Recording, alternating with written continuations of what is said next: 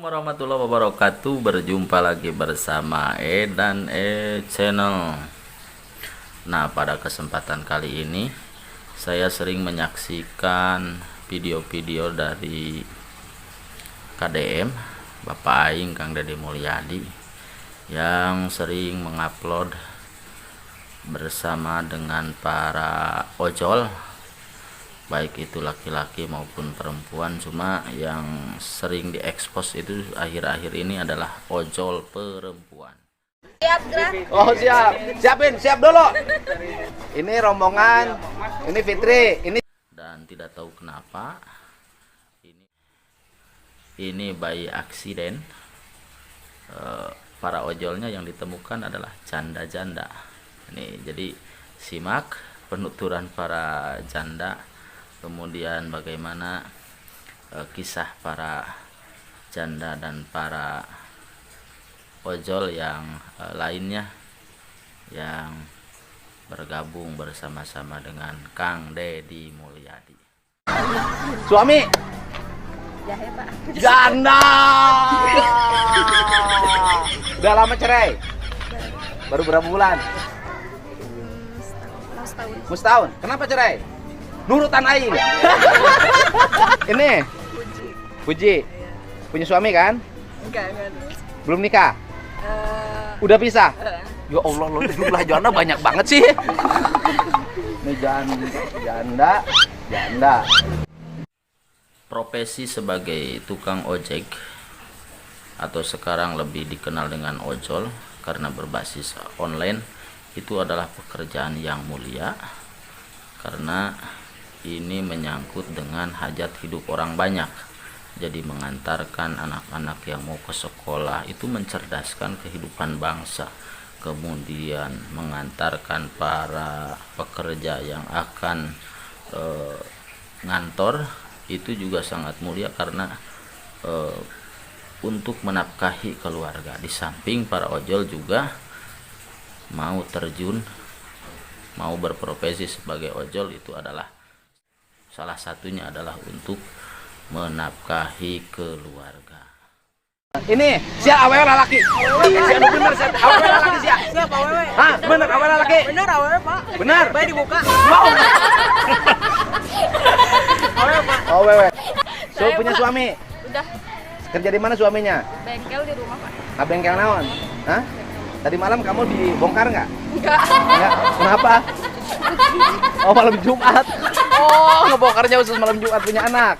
Punya 3, Pak. Karena dengan berbagai pertimbangan syarat untuk menjadi pekerja sekarang itu dibatasi usianya, kemudian juga ijazahnya juga dibatasi. Sementara untuk ojol ini terbuka untuk umum, baik misalkan lulusan SD atau lulusan S1 yang sulit mendapatkan pekerjaan itu bisa mengambil alih atau beralih profesi menjadi ojol.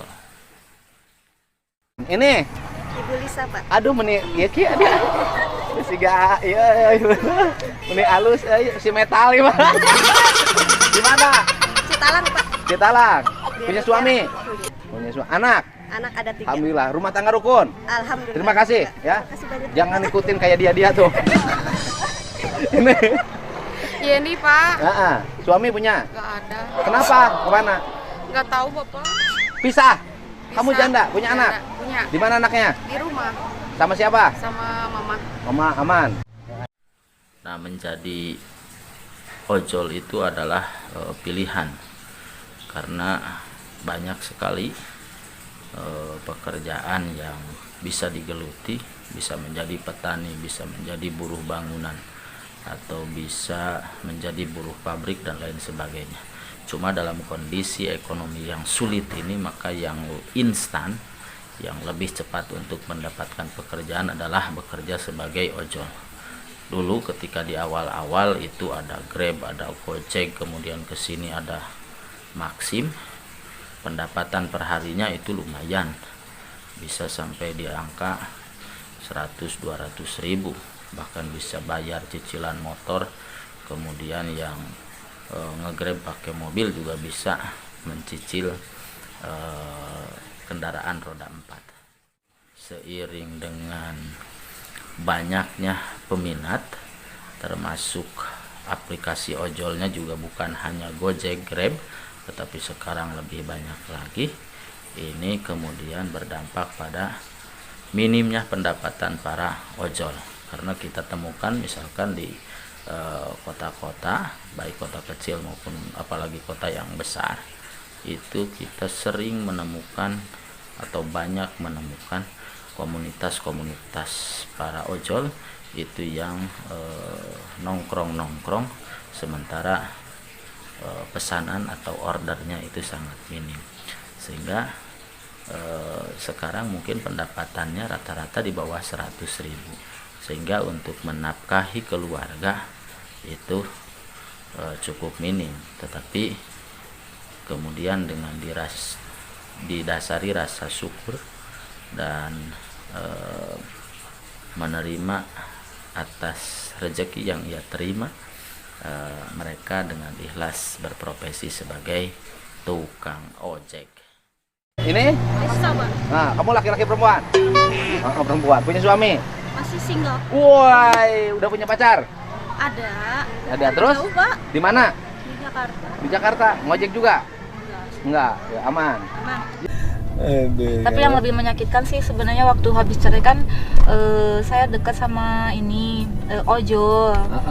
Terus? Dekat sama ojol. Kita tuh ngojek sama bareng-bareng gitu ya. Selama 1 tahun. Tapi dipisahkan sama Gusti Allah. Kenapa dipisah? Meninggal Bapak.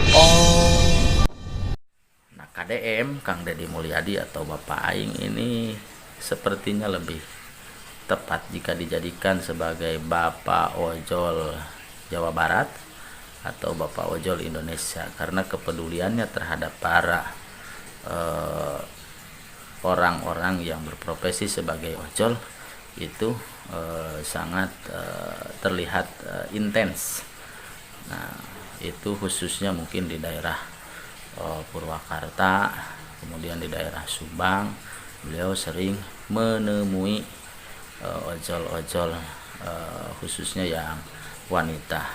Ada Teh Yani, ada Teh Ende, kemudian Teh Lisda dan lain sebagainya lah, banyak para ojol. Dan dengan masuknya di video YouTube KDM, maka para ojol ini kemudian menjadi viral, menjadi terkenal, dan tidak sedikit yang mempunyai berkah. Dan alangkah lebih baiknya kalau misalkan para wanita yang berprofesi sebagai ojol ini yang viral, contoh misalkan Teh Ende, Teh Yani, itu bisa juga membuat channel YouTube-nya atau kanal YouTube-nya.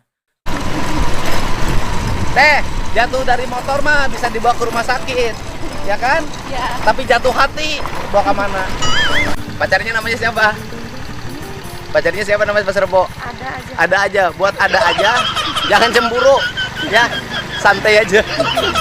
Nah, jadi para ojol ini diharapkan bisa memanfaatkan medsos ini sebagai ajang atau wahana untuk mendapatkan nilai tambah sebagai profesi ojek, mungkin yang sekarang pendapatannya kecil atau minim, terbatas.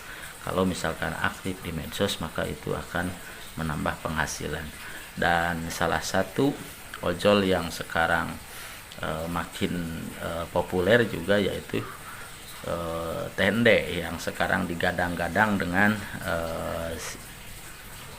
Kang Fahmi, ya Fahmi Husein, yang kemarin sempat viral karena ditinggal oleh sang istri pada saat sehari setelah malam pengantin, sehingga Kang Fahmi ini tidak atau belum pernah merasakan indahnya malam pertama.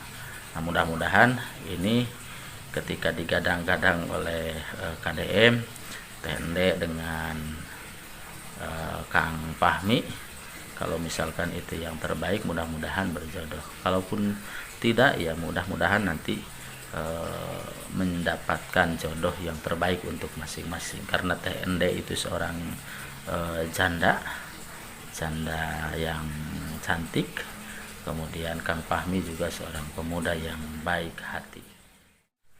Menjadi janda itu adalah bukan sebuah kemauan, tetapi itu adalah takdir yang harus kita terima. Nah, oleh karena itu maka untuk mencukupi kebutuhan seorang janda, jangan menggantungkan diri kepada mantan suami atau misalkan kepada orang tua. Jadi Teh Ende, Teh Yani dan lain-lain dan yang lainnya ini menjadi contoh, menjadi teladan. Mereka berusaha untuk survive, berusaha untuk hidup, menghidupi dirinya dan keluarganya. Oke, mungkin sampai di sini perjumpaan kita. Selamat menonton. Terima kasih sudah menonton.